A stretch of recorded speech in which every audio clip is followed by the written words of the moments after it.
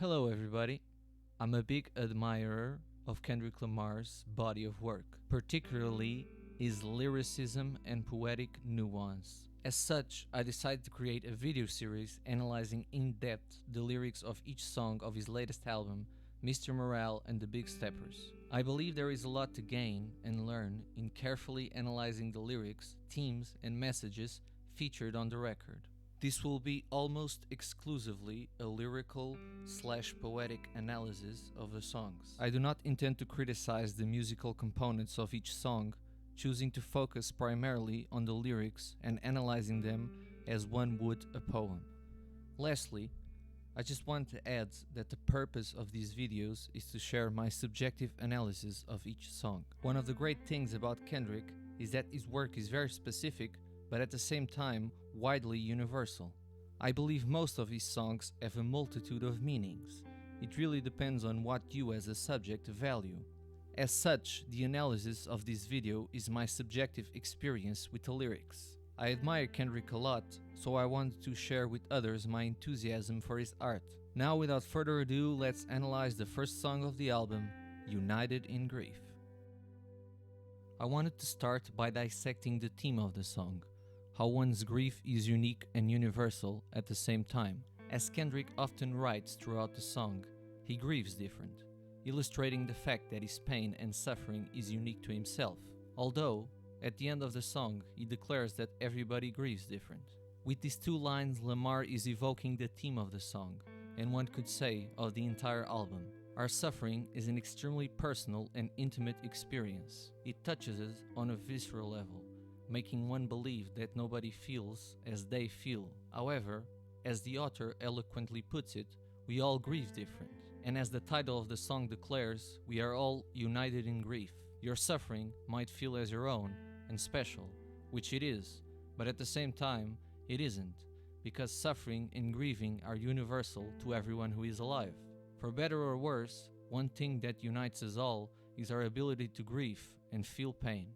Following that central theme, the song is composed of 3 verses, 1 chorus, and an outro, which develop this idea. The first verse is Kendrick telling his truth, focusing on his personal experience about the world around him, leading him to go to therapy to deal with his pain and suffering. The chorus works as an amalgamation of the experiences of the rapper, again focusing on the individual aspect of his grief. The second verse tackles the idea that both him and another individual grieve for different things. The third verse focuses on how both him and others around him, most people actually, use money and material objects to temporarily escape from grief. And lastly, the outro sees him repeating his words, "I grieve different."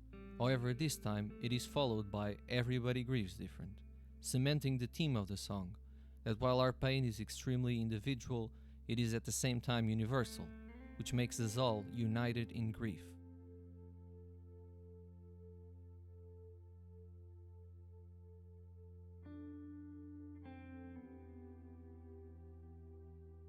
The intro to the song encapsulates the theme of the first verse, the desire to tell the truth. It opens with these angelic voices, hoping that one finds peace of mind and paradise. At the same time, we hear Whitney, Lamar's lifelong partner, requesting him to tell the truth, his truth. Kendrick proceeds to inform the audience that he has been going through something and for people to be afraid. These intro lines underline the journey that the first verse, and in a bigger sense the entire album, will take the audience in. The author has evaded the truth for too long, but now has come the time to be open, to start his therapy, healing process, and subsequently being honest about who he is.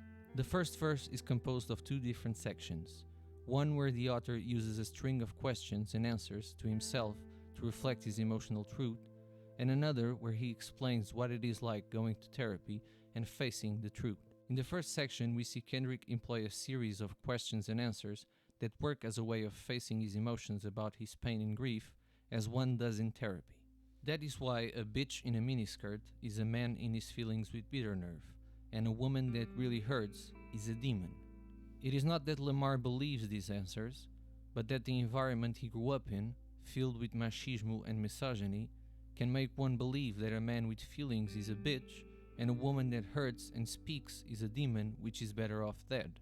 He goes on with more questions and answers, such as a relative making repetitive narratives on how he did it first, that is a predator, that a house with a better view is a family broken in variables, or that a rapper with jewelry is a way to show his maturity.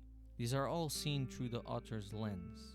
The relative might be those around him that speak highly of him, but are in truth after his money and fame. The acquirement of great wealth through a house with a better view had the consequence of breaking his family in variables, separating him more from his loved ones, and that he uses jewelry to show his maturity as a rapper who has conquered the game. This first part is filled with truths and contradictions, as the psyche of any man is. What is relevant is not what is true or false or made up, but what the posing of these questions paired with these answers say about Kendrick. And it is immediately clear that he is filled with pain, regret, shame, uncertainty, and fear. It is through these questions that he starts facing the truth of his feelings. This first part also underlines a dichotomy between what things are and what they are for Kendrick. A woman that really hurts might bring forth a lot of different images to mind depending on the individual. But seeing as part of the pain of the author is rooted in a misogynistic environment that told him, even if unconsciously, that women exist to serve the man of the house, it is clear why such an image would bring forth a demon that must be slayed. The same for all the other questions/answers in this first part. A house with a better view does not necessarily mean a broken family, but for Lamar, that is what happened. As in therapy, we are faced with emotional truth that might not coincide with reality, but it is the association between both terms that can be used to extrapolate our feelings and start a healing process.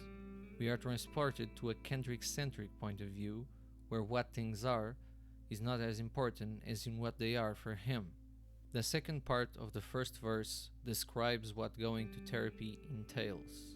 In this space, Kendrick is able to debate his theories and consolidate his comparisons. He also highlights the importance of his time being limited, and thus the need to be humble and face his personal demons. It is only in such an element, with no personal bias or egotistic intentions, that a person can really analyze and criticize their own point of view.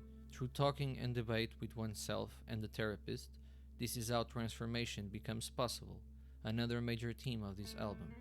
Moreover, it is through therapy that one becomes in contact with one true self.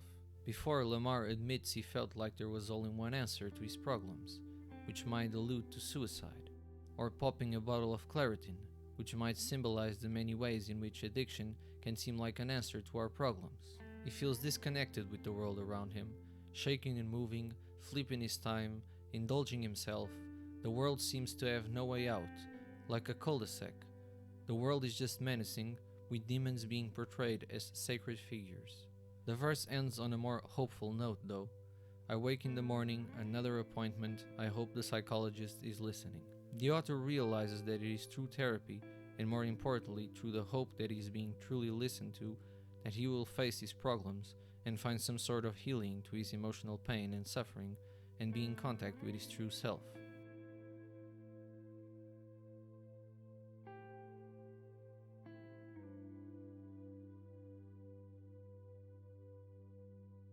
We are then introduced to the chorus of the song, which functions as an amalgamation of the embodied experience of the rapper. The references to his newly acquired wealth, the new Mercedes, 20 million in tax, buying mansions just for practice, 500 in jewelry, show how this new economic status is part of Kendrick's psyche. However, this wealth also brings all he was before this capital richness, the where you from question by everyone who doubts his status and wealth because he is black and young. The fact that he doesn't use jewelry in public is a late reaction stemming from his institutionalization in an environment where he could be shot just for a bag of weed, or when he donates money to his cousins, friends, institutions, but is compelled to post a caption praying that none of his enemies hold him captive.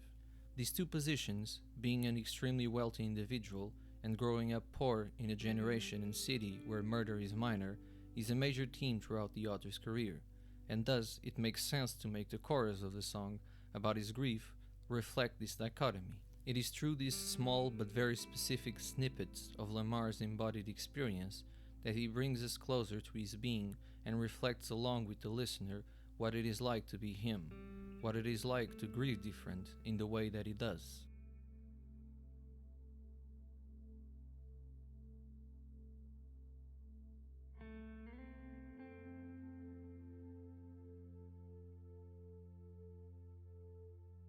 In the second verse, he tells a short story of an affair he had while on tour. In it, he explores what will be a central theme of the album, his infidelity and lust. While away from home, he meets a woman which he only refers to as Green Eyes. The use of the line "Fee fi fo fum, she was a model," referencing the giant in the Jack and the Beanstalk story, is used as a metaphor for Kendrick's addiction. Like the giant, it is enormous and creates an irresistible desire in his libido. This provokes an environment of energy as her eyes penetrate the moonlight. As such, Lamar ditches his phone, declaring that he's busy, symbolically pushing away any possibility of contact from his wife and loved ones. They both share their grief with each other, but in the end this intimacy is shattered as they engage in sex, and as Lamar honestly says, "First tour, sex the pain away." The second verse is also integral in how it connects to the theme of the song, the idea that every grief is individual, but at the same time we all feel grief. Thus, we are united in that feeling. It is a personal experience as much as it is a collective one. Green Eyes talks about how her father is in a chain gang and that her first brother got killed when she was 21. This is immediately followed by the line, "I was 9 when they put Lamont in the grave," thus creating a sense that both sufferings are connected. Lamar mentions some other people in his life that have died, like Chad, a friend previously mentioned on To Pimp a Butterfly. Although this intimate act of sharing one's grief is interrupted when the rapper's addiction gets the better of him. Instead of uniting in grief, he chooses to use infidelity and lust as a means to cope with the pain. The disconnect between Kendrick and this woman is underlined by the fact that she doesn't even have a name, just Green Eyes. Through this short story, we are able to apprehend that even though most of the song revolves around the author's individual grief, he is just like Green Eyes, like everybody else. He feels suffering and uses his own means to cope with it, as every other person does.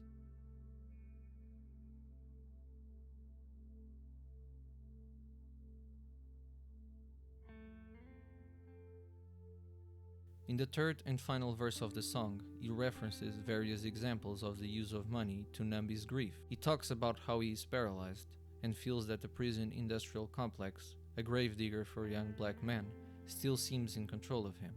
He references buying a Rolex which he wore once and infinity pools he never swam in. A key moment comes when he talks about his cousin Kim, as he watches him with his newly acquired wealth, repeating the numbing of the pain through material objects as did Kendrick.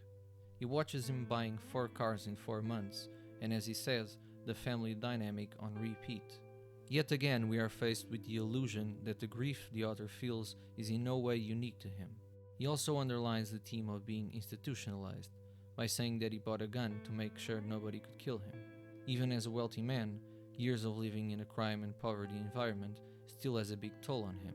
Lastly, he mentions that a friend of his, Dave, bought a Porsche and he did as well, and that he paid in full and not in portions. For Lamar, this act represents a true escape from the poverty he experienced.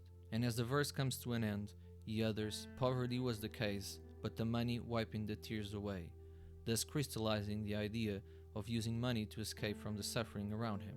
It is also of note the metaphor used to see money as a wipe.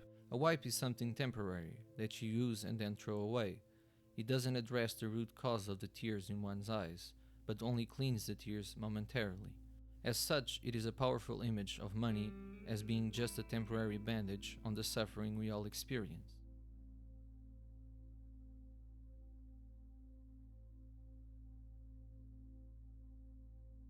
In the end of the song, Kendrick utters what he has said numerous times during the song, "I grieve different," but now accompanied by "everybody grieves different," thus merging the two ideas that represent the theme of the song.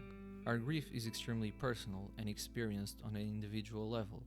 In the case of the author, his childhood traumas, survivor's guilt, and insecurities all paint a profoundly hurt soul in need of help. In subsequent songs, Lamar will elaborate more on the sources of his suffering, but for now it is enough to make one understand that his pain and grief is tremendously personal and unique, filled with experiences that only belong to himself. However, as seen in verse 2 and 3, and in the final lines of the song, this grief is also a collective experience. For every single person who is alive feels pain and has their own personal experience. Green Eyes lost people in her life too, and has family members who are in jail, just like Kendrick. And Kim also used his money, as his uncle did, to cope with the pain of his experience. Therefore, be it in the experiences of suffering or in the way we cope with such pain, we are all united in grief. Hey guys, thanks for watching. I really like the experience of editing and making this video. I'm working on the part 2, the N95 song. For now, I would just ask for you to like the video, please, and subscribe. I'm hoping that this could be a real series that attracts a lot of Kendrick fans. And of course, any questions or comments you have about things I may have missed in the lyrics, please comment below. I really want this to be a collective experience, just like the grief in the song, so we can all talk about how Kendrick is important to all of us, and that's it. Yeah, please subscribe and like the video, and I'll see you in the next video. Goodbye.